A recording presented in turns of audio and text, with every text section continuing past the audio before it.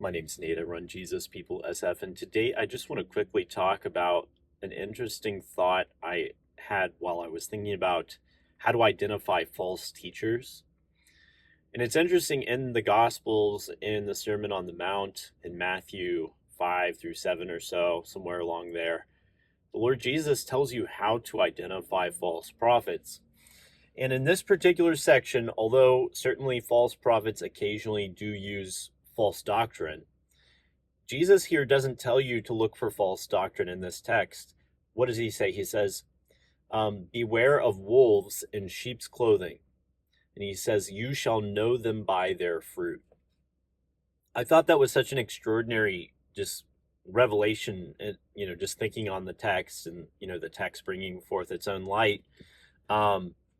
Basically, the hardest apostasy to identify is not bad doctrine. That one's super easy. Even an atheist, if they know what orthodoxy is, can identify false doctrine.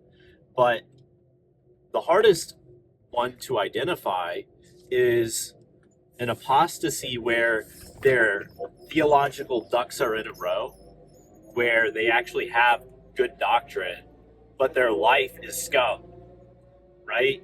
And so much of the Reformed community, Calvinistic Reformed theology, prides itself on precise theology.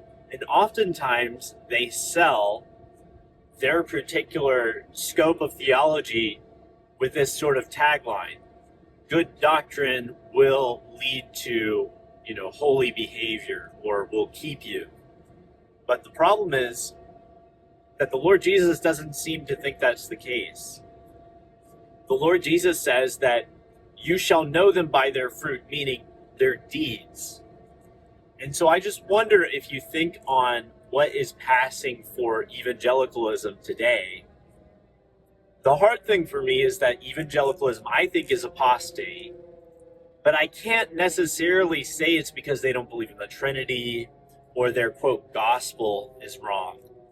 It seems that it's a very insidious kind of apostasy because it's not yet a doctrinal apostasy unless you consider just being obsessed with Sunday to be the doctrinal apostasy.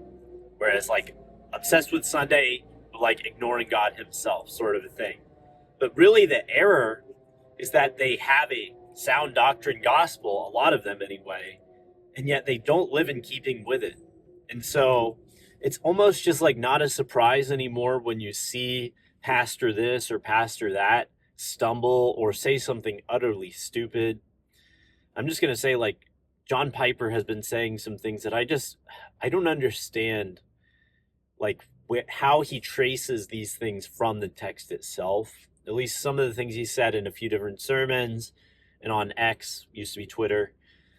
And so I feel like, super millennial thing to say, by the way, but I think that the main problem of our time is not necessarily whether people have a sound gospel, it's whether they live like it, right? You shall know these wolves, these false teachers in sheep's clothing, by whether they have good lives.